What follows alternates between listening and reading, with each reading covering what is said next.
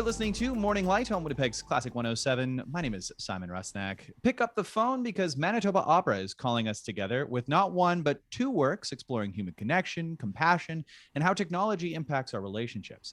Menotti's The Telephone and Poulenc's La Voix Humaine opened the 2021-2022 season.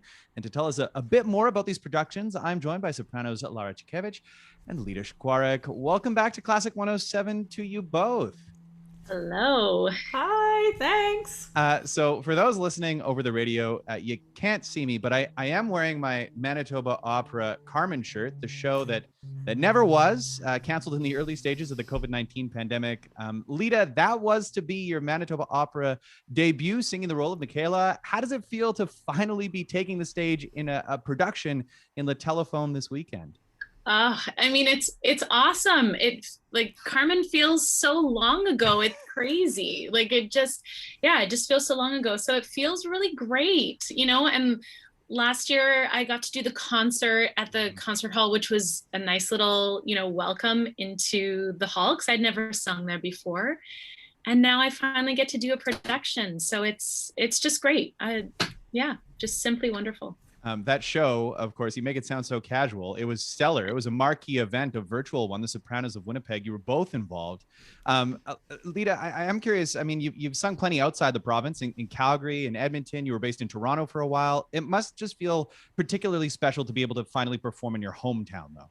Yeah, absolutely. And, I went to school out of province as well. And there's a lot of people here who, they've heard that I'm a singer, but they've never actually seen me do anything, aside from last year. But yeah, it's just wonderful that they, my parents have traveled, but my friends haven't. So they finally get to see me, do what I love. And yeah, it's going to be so fun. Mm-hmm. So fantastic. Lara, as part of the same season, which saw the cancellation of Carmen, the first production, Carlisle Floyd's Susanna had you singing the title role. And I don't want to linger too long on the past, but just before we get to this performance, I'm wondering if you can reflect briefly on that production, especially given the recent passing of the great American composer Carlisle Floyd at the end of September. That was a really special show for me. That had been a bucket list show for me for a really long time that, frankly, I wasn't sure if I'd ever be vocally ready for. And if and when I wasn't sure that would ever come my way. And so the fact that it did, and it intersected with a moment in my artistic life that I was ready to take it on, was really amazing. And then that I got to do it at home added this extra level of special intensity to it.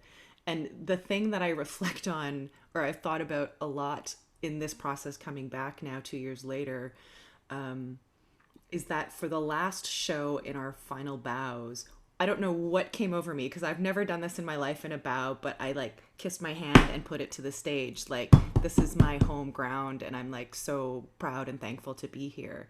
And I think back to that moment, what that meant to me at the time, and then a short, 5-6 months later, having the realization that I wouldn't know when I might ever come back to that stage, was a real aha moment that I think we all feel very privileged to do this for a living. But the second that thing goes away completely, you do realize to a certain extent how much of it you still take for granted. I think not intentionally, but because it is your normal, it's your work, your craft. It's not that I guess you do. I forget a little bit that it's special and that it's out of the normal for most other people, what we do. And so to really hone back in on the fact that we get to do this craft with so many people and connect with so many artists and artisans, craftspeople of all kinds, crew, creative teams, administrative teams, other singing artists, musicians, to make these shows, these stories come to life. And so thrilled that you finally both get to head back to the concert hall with audience in tow. So this weekend's performance, a semi-staged work, which features the orchestra on stage behind you. Now that can be a bit of a tricky, awkward situation for the conductor, for you as well as singers. And Naomi Wu kind of spoke to that briefly yesterday on the show, but she hinted at the clever staging that's been done by director Jacqueline Lowen. Lida, can you tell us a little bit more about how things are going to work in the Telephone? Sure, yeah, it's been there's been a few obstacles, and that, has been one of them, is having Naomi behind us for this entire rehearsal experience. And getting into the concert hall was actually, I was a little bit relieved because she was a lot closer to us than she was in the rehearsal space, and I was like, oh, awesome. So we do have monitors, at the front of the stage, just to the side, just so we can check in with her.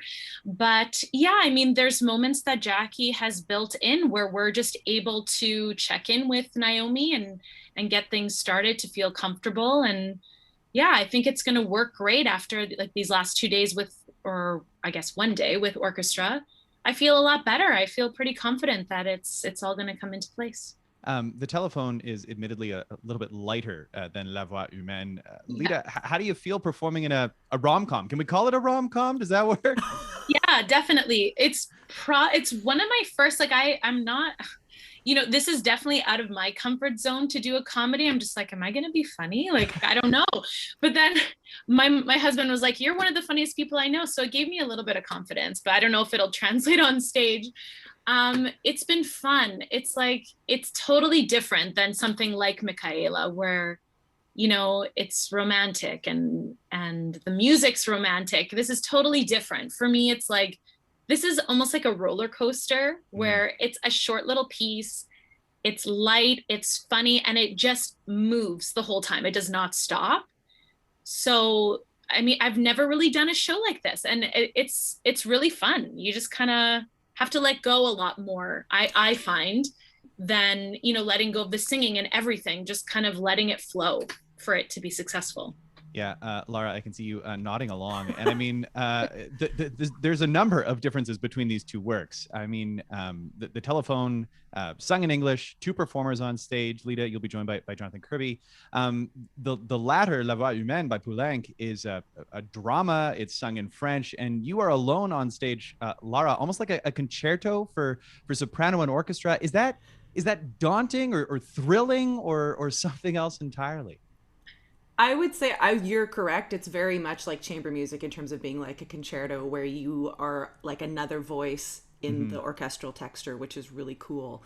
I will say it is different for me. I find that this piece is exceptionally brain heavy. It's also emotionally heavy, but literally I just have to have my eyes on the prize at every single moment. And I can echo what Lida said about like letting go and releasing into the process. And, as much as we plan, there are always going to be moments where you feel like, oh, I didn't quite accomplish what I wanted to. But from my perspective, the gift and the challenge of La Voix Humaine is to just keep going. Like, you cannot stop to be like, oh, that happened because, oh, then a bunch of other things are going to happen, because she literally never stops talking for 50 minutes.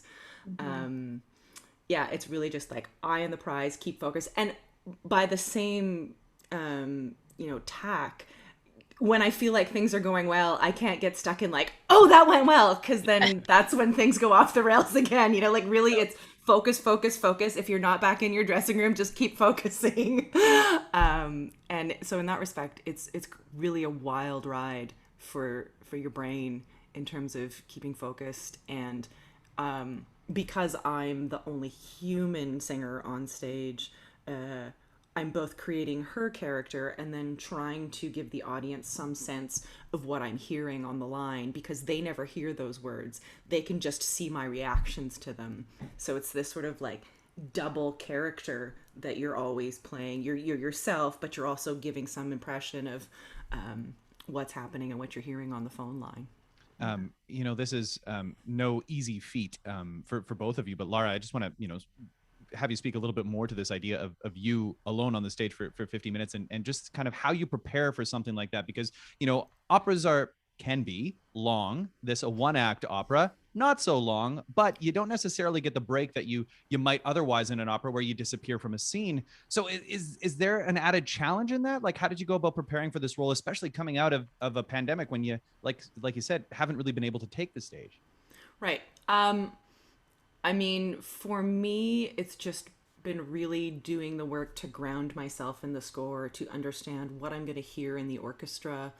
I'm not a conductor, but one of the ways that I've frequently got my body grounded into the rhythm of a score is to conduct. And that was particularly helpful for this. The meters change all over the place. The tempi change. Like, it is unstable to the nth degree by design. But as the actor and singer, I have to feel great stability within that instability so that I can actually accomplish it. So yeah, conducting was really helpful for me. And then when I'm catching glimpses of Naomi, of Maestro, I have that much more connection to what her gesture is, and knowing how we're connected together, which is really, really reassuring. You know, on an emotional level, I feel like it just has to be so specifically moment to moment. I have to always be moving forward, but I can't be thinking too far ahead. It really has to be, where am I right now? What am I going to in the next moment? Yeah, and then it's, you know, calm review when I'm not actually on the stage, because I don't, like you said, I don't have those moments where somebody else is taking the baton from me. It's literally just me. So yes, it's only 50 minutes, but realistically, like in a 3-hour opera where I'm singing a principal role, I could actually sing less within those 3 hours, even if I'm on stage for a longer time, than I do in this show where I literally never stop singing until it's over. Exactly. It's going to be a real thriller. You both described your works as roller coasters, and I think that's a great way and a great sell, because, you know, the audience has to be there and join in the ride, which is just a very exciting opportunity for us as audience members who haven't been there in so long. Lida, Lara, thank you so much for taking the time to chat with me at Classic 107 today. Thank you. Thank you so much for having us.